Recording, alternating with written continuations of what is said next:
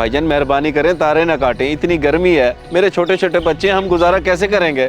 मुझे क्या मालूम कैसे गुजारा करोगे? 2-2 3-3 माह बिल नहीं भरते और फिर मासूम बन जाते हो और गुर्बत का बहाना करते हो। भाईजान आप बिल तो देखें, कोई ऐसा महीने नहीं है जिसमें मैंने बिल ना भरा हो, सिवाय इन 2-3 महीनों को छोड़ के। अब हालात ही ख़राब है तो क्या करूं? देख भाई, मुझे इतनी बातें ना सुना। तेरी परेशानी को सुनते हुए मैं इतना ही कर सकता हूँ कि 1 घंटे बाद फिर आऊँगा। अगर तब भी तूने बिल ना भरा हुआ तो फिर मीटर काटना मेरी मजबूरी होगी। बहुत मेहरबानी भाईजान, मैं कहीं ना कहीं से पैसों का बंदोबस्त करके 1 घंटे के अंदर बिल भरता हूँ, उम्मीदें हो जाएगा। इतने अरसे में कर नहीं पाया, घंटे में पता नहीं क्या करेगा। अब मैं क्या करूं, कहाँ जाऊं, कौन देगा मुझ गरीब को उधार? क्यों ना इमाम साहब के पास जाता हूं, उम्मीद है कि वो इनकार नहीं करेंगे। इमाम साहब बड़ी मजबूरी में आया हूं आपके पास, खुदा के लिए इनकार मत कीजिएगा, मेरा मसला हल करवा दें। अख्तर भाई आखिर बात क्या है? मुझे बताएंगे तो मैं देखूंगा ना कि मैं आपकी मदद कर सकता हूँ कि नहीं। इमाम साहब दरअसल 2-3 महीने से बिजली का बिल नहीं भर सका, अब बंदा मीटर काटने आया हुआ है। गर्मी के हालात तो आपके सामने हैं, घर में एक ही पंखा है, अगर वो भी बंद हो गया तो मेरे बच्चे तो बेहोश हो जाएंगे। अल्लाह खैर करेगा, ऐसा कुछ नहीं होता। मगर आप तो कमाने वाले बंदे हैं, तो आपने अभी तक बिल क्यों नहीं भरा? मैंने सोचा था कि बच्चों को इस बार एयर कूलर लेके दूंगा, इसलिए कमेटी डाल ली। अब ना तो कमेटी निकली है और ना ही मेरी जेब में इतने पैसे हैं कि मैं बिल भर सकूं। ओहो, तो ये बात है। अच्छा तो मुझे ये बताओ बिल है कितना? मैं तुम्हें अभी घर चल के पैसे उठा देता हूँ। नहीं इमाम साहब, तब तक तो बहुत देर हो जाएगी। आप मेहरबानी करें, मुझे मस्जिद के चंदे में से उठा के दे दें, नहीं तो वो मेरा मीटर काट के ले जाएगा। और आप फिक्र ना करें, मैं 1 महीने में लौटा दूंगा। देखें, आपकी परेशानी अपनी जगह, मस्जिद का चंदा अमानत होता है, इसलिए वो पैसे मैं आपको नहीं दे सकता। और ये बड़ी गैर मुनासिब सी बात की है आपने। इमाम साहब मेहरबानी करें, मैं आपके आगे हाथ जोड़ता हूँ, सिर्फ 6000 ही की तो बात है, मैं आपके पाँव पड़ता हूँ। नहीं नहीं, मुझे गुनाहगार मत करो, आ जाओ।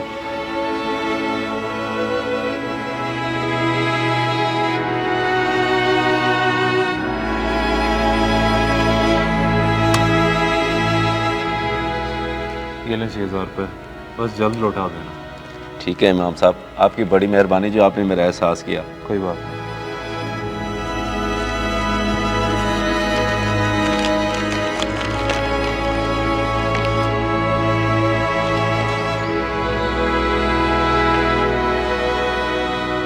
वाह इमाम साहब वाह, क्या बात है। जो पैसे आपको मस्जिद पे खर्च करने के लिए मिलते हैं उनसे आप अपनी दोस्तियां निभा रहे हैं। अरे नहीं नहीं जमील साहब, ऐसी कोई बात नहीं है।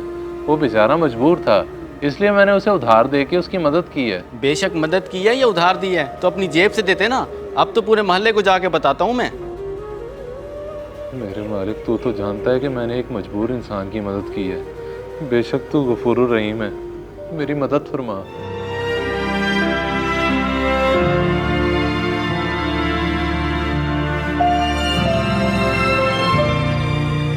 भाईजान ये लें, बिल भर दिया है मैंने, अब तार तो नहीं कटेगी ना? नहीं नहीं, अब तार नहीं कटेगी। वैसे ये तो बताओ, इतनी जल्दी पैसे आए कहाँ से? दुनिया में नेक लोगों की कमी नहीं है, अल्लाह का एक नेक बंदा मेरे काम आ गया, अल्लाह उसकी खैर करे। अच्छा, ये लो अपना बिल और आइंदा वक्त पे भर देना।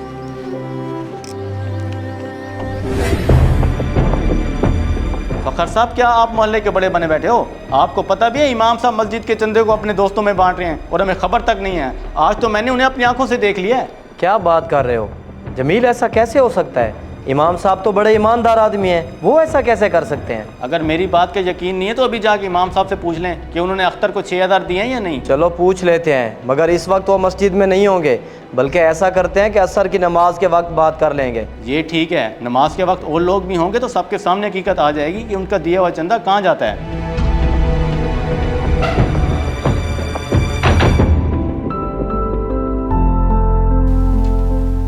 नहीं भाई, किसकी पर्ची निकली है? देख लें, आज फिर जो बंदा गैरहाजिर है उसी की पर्ची निकल आई है। अख्तर की निकली है, क्यों ना हम उसकी पर्ची तब्दील करके अपनी निकाल लें। नहीं नहीं, हम उसको धोखा नहीं दे सकते। नहीं भाई, आप करें उसको फोन।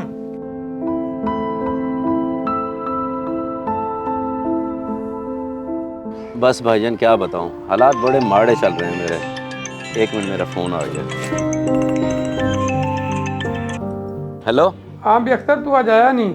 तुझे पता नहीं आज कमेटी की पर्ची उठानी थी। मेरी कौन सी कमेटी निकलनी है भाईजान, मेरी तरफ से आप पर्ची उठा लें, जिसकी किस्मत में होगी उसकी निकल आएगी। तो क्या हो गया तुझे, आज पूछेगा नहीं कि कमेटी किसकी निकली है? क्या फर्क पड़ता है भाईजान, जिसकी भी निकले, मेरी तो नहीं निकलनी ना। और भाई तेरी निकली है, जल्दी आ और मिठाई लेता। क्या वाकई मेरी निकली है? बहुत शुक्रिया, मैं अभी आया। चलो शुक्र है यार, उस गरीब की भी कमेटी निकल आई। बिल्कुल नहीं भाई।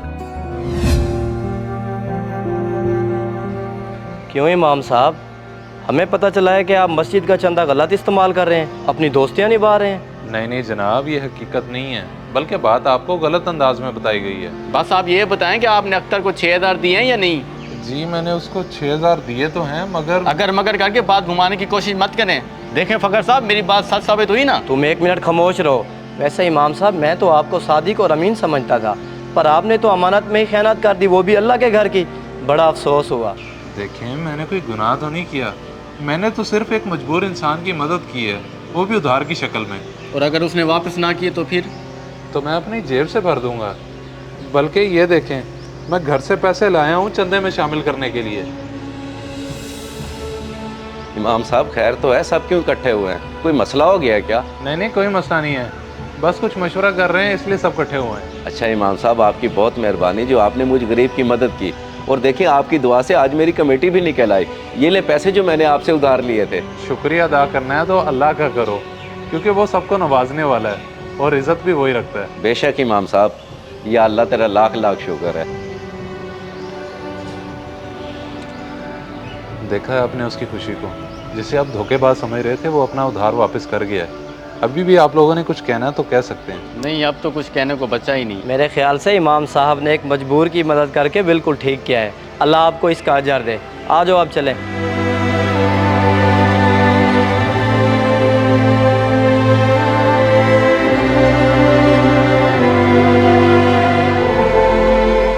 इस वीडियो को सदका जारिया समझकर जरूर शेयर करें।